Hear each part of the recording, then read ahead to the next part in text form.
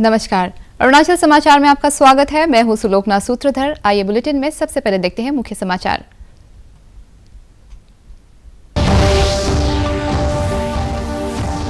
संसद के दोनों सदनों की कार्यवाही अनिश्चितकाल के लिए स्थगित। 13 मार्च से शुरू हुए बजट सत्र के दूसरे भाग में लोकसभा और राज्यसभा में अडानी समूह के मुद्दे और भारतीय लोकतंत्र पर कांग्रेस नेता राहुल गांधी की टिप्पणी के कारण कामकाज रहा बाधित।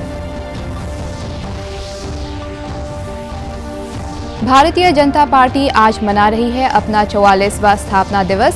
देश भर के पार्टी कार्यकर्ताओं को संबोधित करते हुए प्रधानमंत्री नरेंद्र मोदी ने कहा, सामाजिक न्याय केवल एक राजनीतिक नारा नहीं बल्कि भाजपा के लिए ये आस्था का है मूल मंत्र। राष्ट्रपति द्रौपदी मुर्मू 3 दिन के असम दौरे पर पहुंची काजीरंगा। गोलाघाट जिले के बोकाखाट में असम के राज्यपाल गुलाब चंद कटारिया और मुख्यमंत्री हिमंत बिस्वा शर्मा ने राष्ट्रपति का किया स्वागत। बड़ी संख्या में स्थानीय लोगों और छात्रों ने भी राष्ट्रपति का किया अभिवादन। संसद के दोनों सदनों की कार्यवाही अनिश्चितकाल के लिए स्थगित कर दी गई है। बजट सत्र का दूसरा भाग 13 मार्च से आरंभ हुआ था। इस दौरान अडानी समूह के मुद्दे और भारतीय लोकतंत्र पर कांग्रेस नेता राहुल गांधी की टिप्पणी पर लोकसभा और राज्यसभा में निरंतर गतिरोध बना रहा। इस बीच सत्ता पक्ष और विपक्ष के बीच गतिरोध के कारण दोनों सदनों में केंद्रीय बजट और अन्य विधेयकों पर चर्चा नहीं हो सकी और शोर शराबे के बीच ही उन्हें पारित किया गया। लोकसभा में सदन की बैठक शुरू होने पर अध्यक्ष ओम बिरला ने विदाई भाषण में बजट सत्र में हुए कार्यों का ब्यौरा प्रस्तुत किया। उन्होंने कहा कि सदन में 8 विधेयक प्रस्तुत हुए जिसमें 6 पारित हुए। अध्यक्ष ने कहा कि सदन में लगातार व्यवधान देश की लोकतांत्रिक व्यवस्था के लिए ठीक नहीं है। उन्होंने सदन में पोस्टर लहराने और सुनियोजित व्यवधान उत्पन्न करने पर आपत्ति की। जो 31 जनवरी 2023 को आरंभ हुआ था, इस सत्र के दौरान हम 35 बैठ के जो लगभग 43 घंटे 55 मिनट तक चली, सभा की कार्रवाई अनिश्चित काल के लिए स्थगित की जाती है। केंद्रीय कानून मंत्री किरेन रिजिजू ने संसद में व्यवधान डालने के लिए आज कांग्रेस और अन्य विपक्षी दलों की आलोचना की। संसद के बाहर पत्रकारों से बातचीत में श्री रिजिजू ने कांग्रेस नेता राहुल गांधी के मानहानि मामले में सूरत की अदालत में न्यायपालिका पर दबाव बनाने की कोशिश करने का भी आरोप लगाया। श्री रिजिजू ने कहा कि मुख्य विपक्षी दल न तो संविधान में विश्वास करता है और न ही देश के कानून का सम्मान करता है। बजट सेशन का आखिरी दिन को भी कांग्रेस और उनके साथियों ने बहुत गलत तरीके से डिस्टर्ब किया, हाउस को चलने नहीं दिया, काले कपड़े पहन करके संसद का फिर से अपमान किया। ये बहुत देश के लिए दुर्भाग्यपूर्ण अवस्था है। जैसे कांग्रेस के एक नेता कह रहे थे कि गांधी परिवार के लिए विशेष रूप से व्यवस्था करना चाहिए। जब कन्विक्शन हो गया, उनके लिए जब हियरिंग होते हैं तो वो चाहते हैं कि क्योंकि वो विशेष परिवार से आते हैं, इसके लिए उनके लिए अलग से व्यवस्था खड़ा करना चाहिए। ये एक तरीके से हमारे न्याय प्रणाली के ऊपर में भी ये एक प्रहार है। इस संसद का मान सम्मान को बनाए रखना चाहिए, लेकिन एक कांग्रेस नेता श्री राहुल गांधी को लेकर के कांग्रेस पार्टी और उसके साथियों ने जो किया है, देश देख रहा है।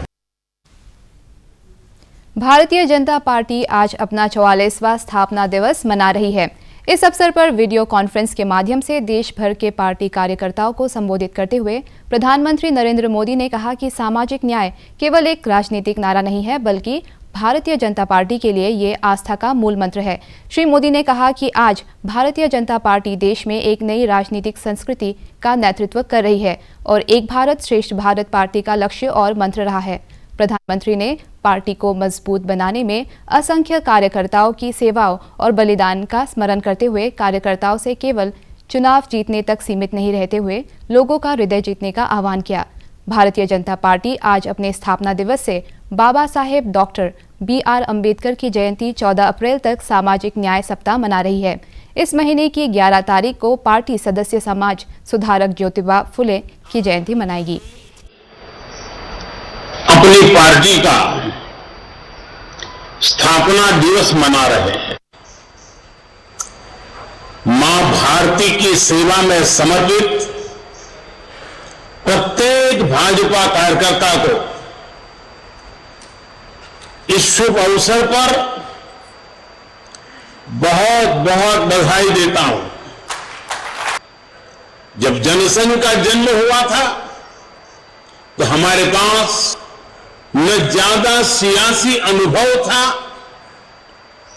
न साधन थे, न संसाधन थे, लेकिन हमारे पास मातृभूमि के प्रति भक्ति, हमारे पास लोकतंत्र की शक्ति थी। जो देश लोकतंत्र की जननी हो, मदर ऑफ डेमोक्रेसी हो, उसकी जनता के नीर क्षीर विवेक पर प्रारंभ से हमारी आस्था रही है और दिनों दिन वो आस्था और मजबूत होती जा रही है। इसलिए जनभावना, जन आकांक्षाओं को ही हमने भाजपा की चेतना शक्ति बनाया है। हमने राष्ट्र प्रथम, नेशन फर्स्ट के मंत्र को अपना आदर्श बनाया है। भाजपा ने लोकतंत्र की कोख से जन्म लिया। भाजपा लोकतंत्र के अमृत से पोषित है और भाजपा देश के लोकतंत्र को, देश के संविधान को मजबूत करते हुए समर्पण भाव से दिन रात देश के लिए काम कर रही है। राष्ट्रपति द्रौपदी मुर्मू 3 दिन के असम दौरे पर काजीरंगा पहुंच गई है। गोलाघाट जिले के बोकाघाट में असम के राज्यपाल गुलाब चंद कटारिया और मुख्यमंत्री हिमंत विश्व शर्मा ने राष्ट्रपति का स्वागत किया। इस अवसर पर बड़ी संख्या में स्थानीय लोगों और छात्रों ने राष्ट्रपति का अभिवादन किया। राष्ट्रपति ऑस्कर पुरस्कार से सम्मानित वृत्तचित्र द एलिफेंट विस्परर्स देखेंगी और असम की समृद्ध संस्कृति और विरासत से संबंधित सांस्कृतिक कार्यक्रम में भी शामिल होंगी। शुक्रवार को राष्ट्रपति काजीरंगा में हाथी संरक्षण के 30 साल पूरे होने पर मनाए जा रहे गज उत्सव का उद्घाटन करेंगी और गुवाहाटी उच्च न्यायालय के प्लैटिनम जयंती समारोह में भाग लेंगी। भारतीय जनता पार्टी के स्थापना दिवस के अवसर पर मुख्यमंत्री पेमा खांडू ने पार्टी को देश का सबसे बड़ा राजनीतिक दल बनाने में पार्टी कार्यकर्ताओं के योगदान को याद किया है। अपर सुबनसिरी जिले के दापोरिजो में आयोजित भाजपा स्थापना दिवस कार्यक्रम में कार्यकर्ताओं को संबोधित करते हुए मुख्यमंत्री ने कहा कि वर्ष 1984 में लोकसभा में भाजपा के 2 सदस्य थे और 2019 में सीटों की संख्या बढ़कर 303 पर पहुंच गई। उन्होंने कहा कि प्रधानमंत्री नरेंद्र मोदी, केंद्रीय गृह मंत्री अमित शाह और भाजपा के राष्ट्रीय अध्यक्ष JP नड्डा के मार्गदर्शन में केंद्र और राज्य सरकार जन आकांक्षाओं को पूरा करने के लिए विलेज लेवल से लेकर जिला स्तर पर विकास कार्य को तेजी से पूरा कर रही है। मुख्यमंत्री ने पार्टी कार्यकर्ताओं से केंद्र और राज्य सरकार की कल्याणकारी योजनाओं का लाभ समय पर सभी को सुनिश्चित करने के लिए लोगों को जागरूक करने पर जोर दिया है।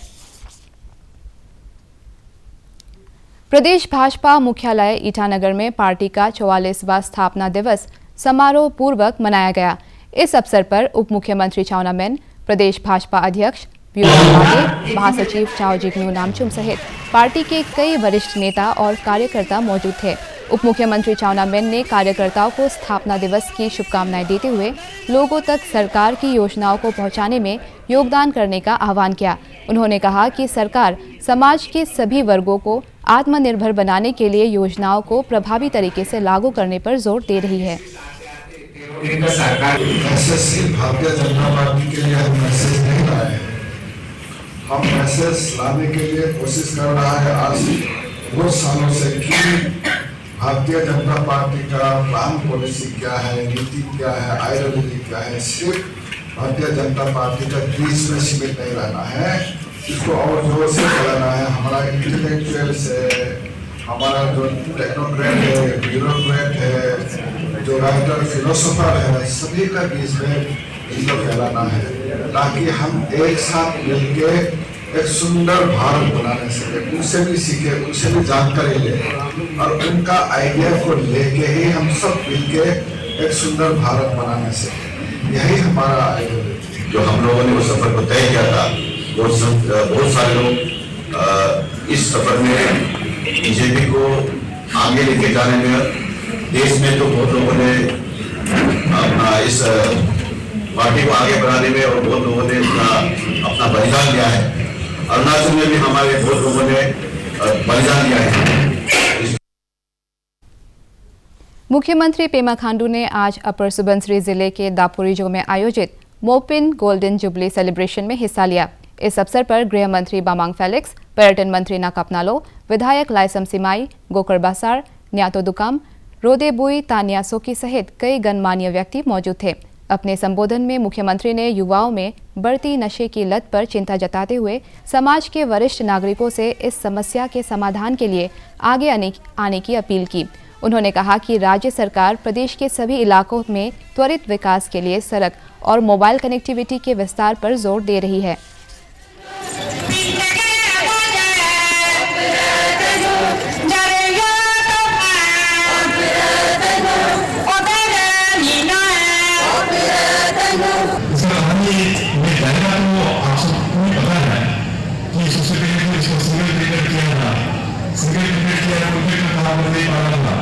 उसमें मैंने भारत सरकार को जाने रिक्वेस्ट करके इसको 9 पैकेज में फर्दर डिवाइड करने दिया।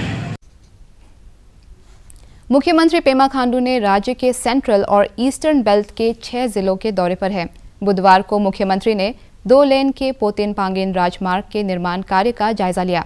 दापोरिजो स्ट्रेच का जायजा लेते हुए मुख्यमंत्री ने कहा कि करीब 4,000 करोड़ रुपए की लागत से इस महत्वाकांक्षी 400 किलोमीटर लंबे पोतिन पांगिन राजमार्ग का निर्माण कार्य पूरा होने के बाद ईटानगर से जीरो, दापोरिजो, रागा, बासार, पांगिन और आलो के बीच यातायात में आसानी होगी।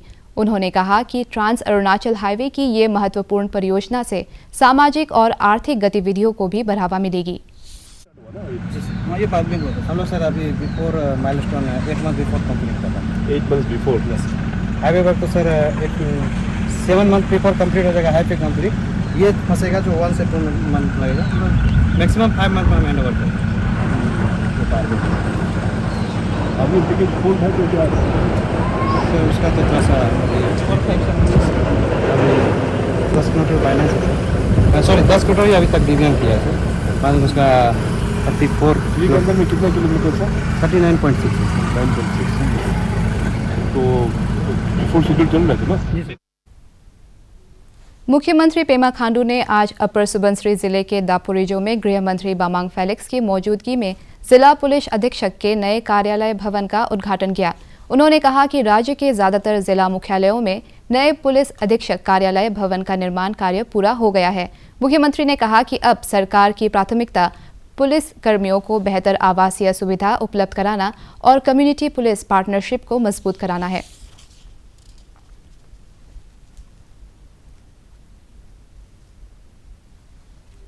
केंद्र सरकार और टेलीकॉम डिपार्टमेंट द्वारा USOF स्कीम के तहत राज्य के सुदूर इलाकों में बेहतर मोबाइल कनेक्टिविटी के लिए 4G टावर लगाए जा रहे हैं। पापुमपारे जिले के याल्पू, कुंगते और तोतपू में 4G मोबाइल टावर बनकर तैयार हो गया है। केंद्रीय दूरसंचार विभाग द्वारा USOF स्कीम के तहत अरुणाचल प्रदेश में 561 नए मोबाइल टावर लगाने का कार्य त्वरित गति से पूरा किया जा रहा है। इस परियोजना के पूरा होने के बाद सुदूर और सीमावर्ती गांवों को सरकार की ई-गवर्नेंस की योजनाओं का लाभ आसानी से उपलब्ध होगा।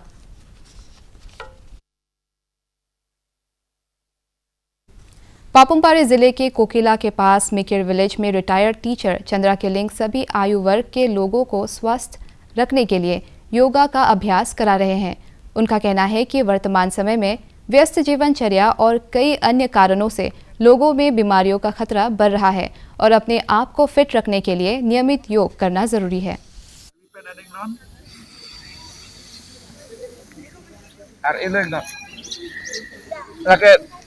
5 साल से लेकर 10-15 साल के बच्चों के लिए भी हम एक बार पहले ट्रेनिंग दे चुका है। अभी गांव के महिलाओं और मर्दों के लिए हमने आज प्रोग्राम बनाया है और इस प्रोग्राम का मकसद यह है कि योगा के बारे में अवेयरनेस देना है, क्योंकि आज के दुनिया में ऐसा प्रदूषण हो रहा है, खान पान में भी, हवा में भी प्रदूषण, खान पान में प्रदूषण और हमारे जो मॉडर्न रॉन्ग लाइफस्टाइल है उसी से चारों तरफ से हमको बीमारी से घेर रहा है। तो इसी बीमारी से छुटकारा पाने के लिए एक कवच के रूप में योगासन ही एकमात्र उपाय हम तो सोचते हैं, इसलिए गांव के लोगों को हम ये अवेयरनेस देना चाहते हैं। विधायक गुम दायेंग ने लोअर दिबांग वैली जिले के अनपुम में प्राइमरी हेल्थ सेंटर का उद्घाटन किया। इस अवसर पर उन्होंने NHPC द्वारा कॉर्पोरेट सोशल रिस्पॉन्सिबिलिटी के तहत उपलब्ध कराए गए एक एम्बुलेंस को इस स्वास्थ्य केंद्र के मेडिकल ऑफिसर को प्रदान किया। इस कदम से स्वास्थ्य सेवाओं में सुधार होगा और स्थानीय लोगों को सरकार की गुणवत्तापूर्ण हेल्थ सर्विसेज का लाभ मिलेगा।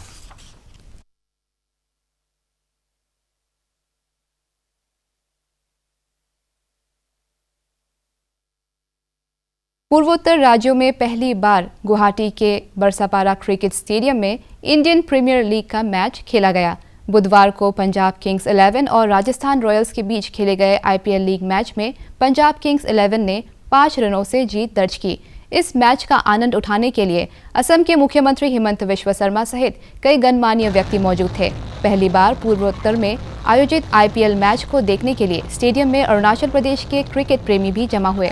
मैच शुरू होने से पहले अपनी प्रतिक्रिया व्यक्त करते हुए राज्य के युवा खिलाड़ियों ने कहा कि पूर्वोत्तर में IPL के मैच आयोजित होने से क्रिकेट की लोकप्रियता बढ़ेगी और कई युवा प्रोत्साहित होंगे।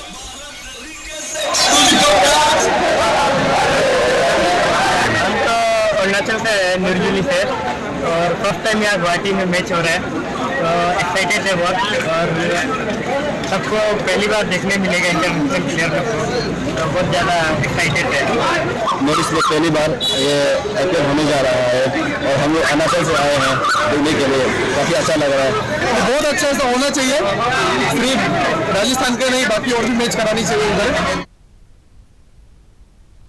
अरुणाचल समाचार के आज के अंक में इतना ही। हम कल फिर हाजिर होंगे अरुणाचल और देश दुनिया की खबरों के साथ। चलते चलते आपको बता दें कि आप अरुणाचल समाचार हमारे YouTube channel DD news Arunachal पर भी देख सकते हैं। देखते रहिए अरुण प्रभा। नमस्कार।